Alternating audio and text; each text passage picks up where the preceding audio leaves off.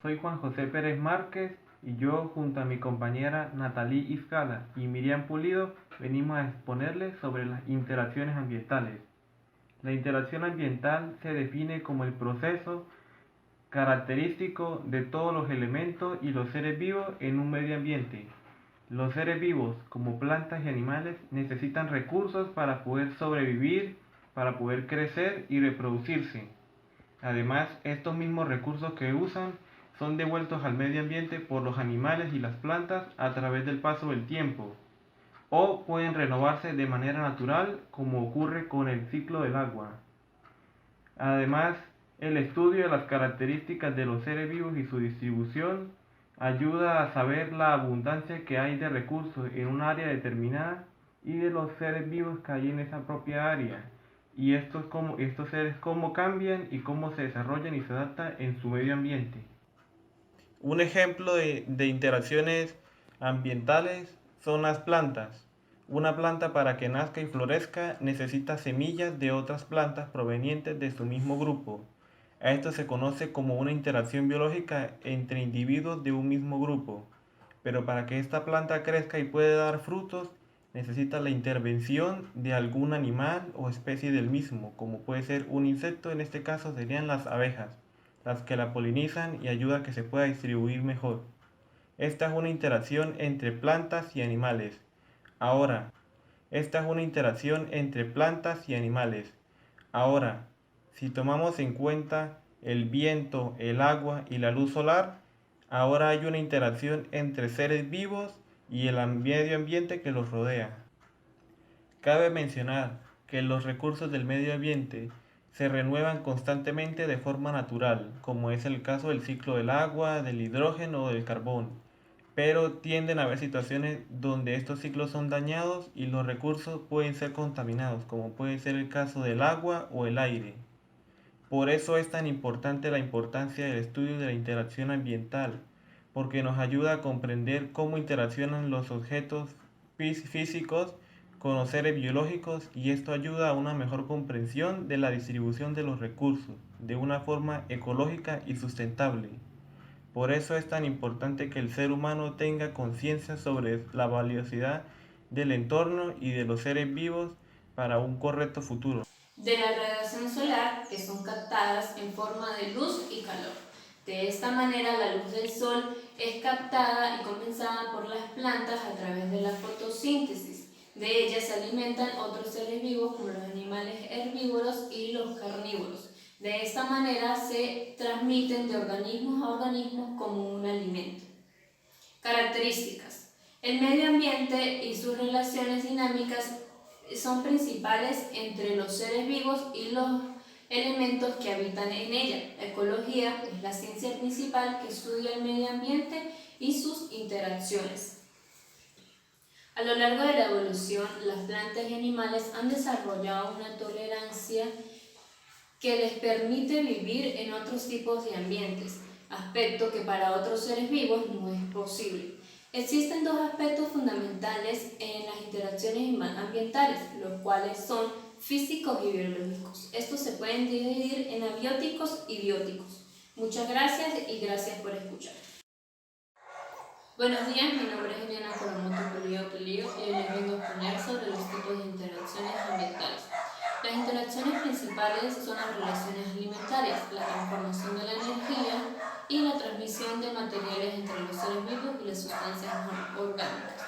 La cadena alimentaria. La base principal de la alimentación de los seres vivos son los vegetales que realizan la fotosíntesis utilizando el agua y distintos elementos que extraen del suelo, el aire y la luz solar.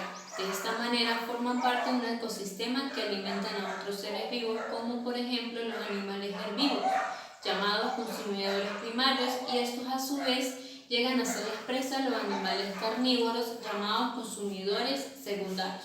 De esta forma se crean las relaciones alimentarias y una cadena más sencilla.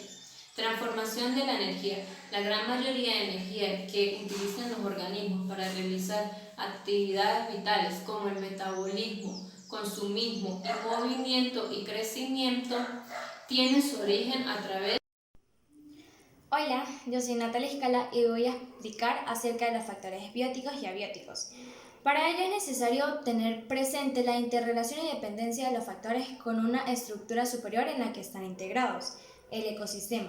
El ecosistema, desde el punto de vista de los factores bióticos y abióticos, podría definirse como la interacción entre los organismos vivos, denominados biocinesis, y los organismos no vivos, denominados biótopo, que forman parte del medio ambiente, donde sus relaciones dan como resultado una unidad coherente de organización del mismo.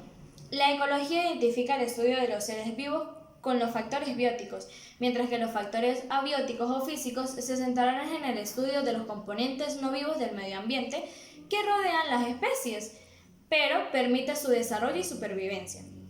¿Cuáles son los factores bióticos? Podemos establecer de forma sencilla la definición de los factores bióticos como todos aquellos que poseen vida, es decir, todos los incluidos en alguno de los reinos de la vida definidos por la biología. La interacción entre los factores bióticos incluidos en un ecosistema, aquí hablamos de flora y fauna, pero en un ambiente determinado, estos llevan en consecuencia a la supervivencia y a la reproducción de estos.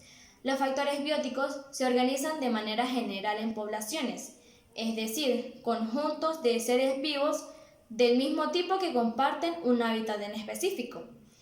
¿Cómo se clasifican los factores bióticos? Los factores bióticos se clasifican en función del papel o capacidad de actuación que desarrollan los respectivos ecosistemas. Se clasifican en organismos productores u autótrofos. Estos producen su propio alimento, son seres vivos que sintetizan a partir de la materia no orgánica sus formas de energía, por ejemplo las plantas que lo hacen a partir de la luz solar y el agua, formando así la fotosíntesis. Están los organismos consumidores o heterótrofos. Estos se alimentan de otros seres vivos. Son seres vivos que consumen materia orgánica obtenida de otros seres vivos para sostener su metabolismo, y estos seres pueden dividirse en dos tipos: los herbívoros, que son aquellos que se alimentan de plantas, semillas, raíces, vegetales, entre otros, y los depredadores. Estos son aquellos que cazan y devoran carne de otros consumidores. Y por último están los organismos descomponedores o detritófagos. Son seres vivos que se alimentan a partir de la materia orgánica en descomposición, formando parte del esencial proceso de reciclaje y recirculación de la materia y la energía. ¿Cuáles son los factores abióticos? En contraposición con la definición anterior, los factores abióticos serán todos aquellos elementos de naturaleza física o química que intervienen en la caracterización de un ecosistema determinado. Los factores abióticos presentes en el medio ambiente se denominan también factores inertes, como el geológico o el geográfico.